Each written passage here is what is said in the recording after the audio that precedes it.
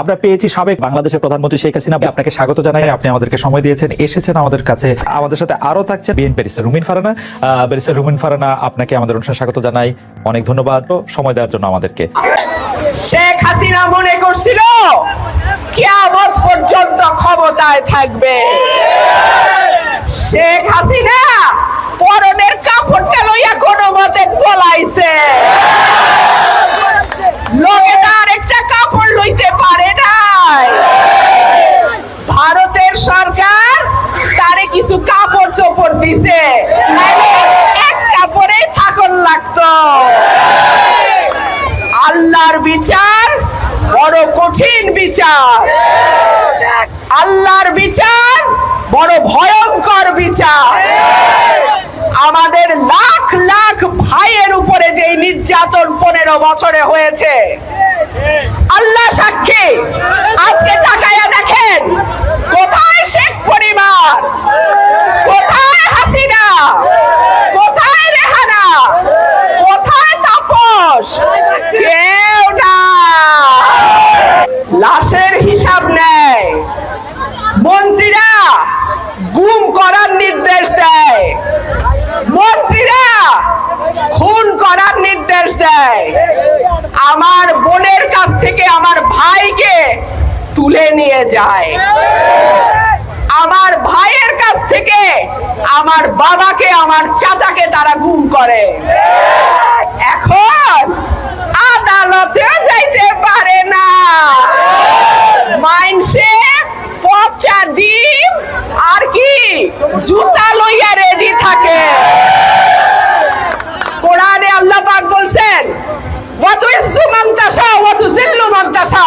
আমি যাকে ইচ্ছা সম্মান দান করি, যাকে ইচ্ছা আমি বেইজ্জত করি।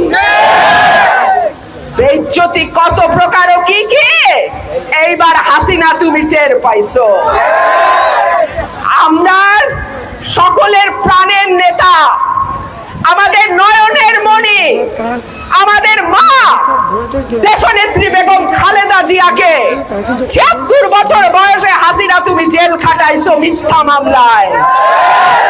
আমাদের মাকে তুমি বাড়ি ছাড়া করছো, ঠিকানা ছাড়া করছো হাসিনা। বাংলাদেশের মাটিতে তোমার আর জায়গা হবে। পলাইছো তো শ্বশুর বাড়ি।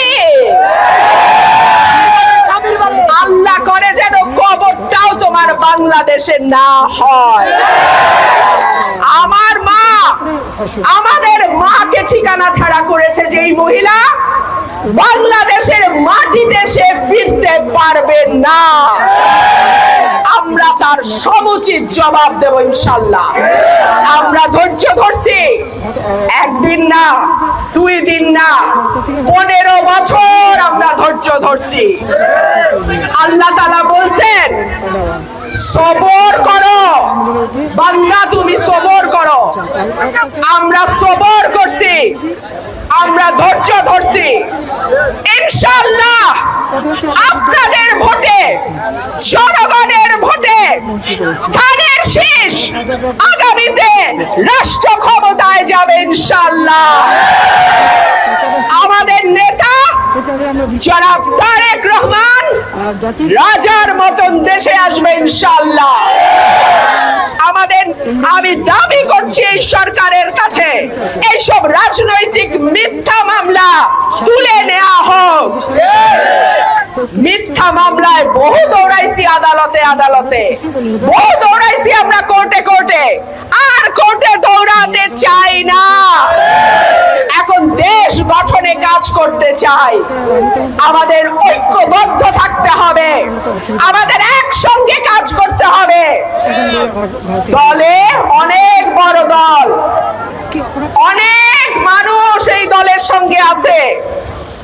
সকলেরই নেতা হওয়ার ইচ্ছা থাকে, তবে নেতা তৈরি করে আল্লাহ, এবং যাকে ইচ্ছা তাকে তৈরি করে। সুতরাং দল যাকে মনোনয়ন দেবে ইনশাআল্লাহ আমরা ঐক্যবদ্ধভাবে তার জন্যই কাজ করব। ওয়াদা করছেন তো?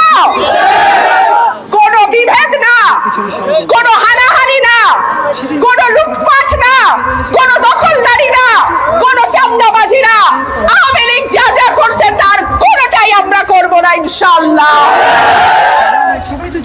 অনেক অত্যাচার তারা করছে, তার জবাব বিএনপির দেওয়া লাগে নাই, দেশের সাধারণ মানুষ তার জবাব দিয়ে দিছে। স্কুলগুলোতে এতদিন নাচানাচি দেখছি, লাফালাফি দেখছি, ডিম ভাজে কেমনে হেইটা দেখছি। আর সর্বনাশের কথা, আমি ব্যারিস্টার, আমার মা এমএ পাস, স্কুলে বসে তো ডিম ভাজন শিখতে হয় নাই, মাই শিখাই দিছে কেমনে ডিম ভাজতে হয়, কেমনে বিছনা করতে হয়, এটা তো জন্মের পর তো দেখে বড় হইছি। এইটা দেখানোর জন্য কি স্কুলে পয়সা দা ফরন লাগে? এইটার জন্য তো স্কুলে পয়সা দা ফরন লাগে না। স্কুলে গেছি যাতে দুইটা পড়া বুঝতে পারি, শিখতে পারি, যাতে ভবিষ্যতে একটা চাকরি করতে পারি। সুতরাং আপনাদের ভোটে, আল্লাহর রহমতে যদি আমরা রাষ্ট্রের দায়িত্বে যাই, স্কুলগুলোতে আগের মতো আমরা যেমন পড়াশোনা করে জজ ব্যারিস্টার হইছি, সেই রকম পড়াশোনায় আবার আমরা শুরু করব ইনশাআল্লাহ। অটো পাস, হাসিনার অটো ইলেকশনের মতন অটো পাস ওই দিন চইলা গেছে। পোলাপান ছাত্র তোমাদের বলি, এইবার কিন্তু পড়াশোনা কইরা পাস করন লাগবো।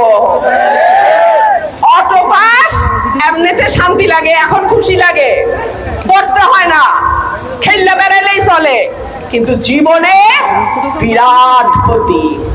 যখন বয়স হবে, যখন দায়িত্ব নেওয়ার সময় আসবে, যখন পরিবারের ভার নেওয়ার সময় আসবে, তখন এই অটো পাসে আর চাকরি হবে না।